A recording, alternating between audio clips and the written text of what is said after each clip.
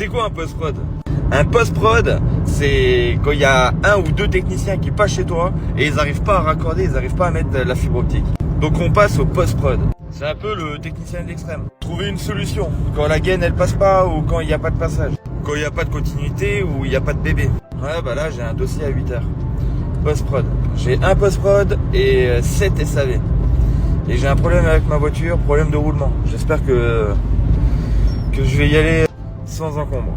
Alors déjà en premier temps je vais aller chez le client et je vais déjà voir s'il y a un passage de la fibre au réseau. Le réseau il peut être souterrain, façade ou aérien.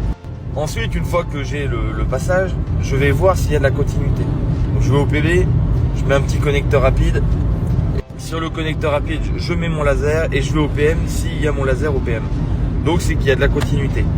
C'est pour ça qu'on appelle ça pas de continuité, c'est quand le laser ne passe pas du PB au PM. Ça veut dire que le réseau n'est pas relié au PB au PM.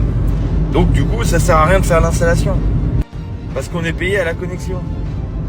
Après beaucoup de techniciens font l'installation et se rendent compte à la fin qu'il n'y a pas de fibre disponible ou il n'y a pas de continuité sur la fibre attitrée. Donc c'est là où ils font un raccord sauvage. Donc ils débranchent quelqu'un pour se raccorder pour gagner son billet.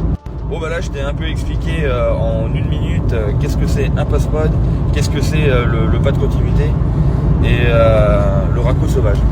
Je vais peut-être faire une vidéo sur l'installation si tout se passe bien. Bisous!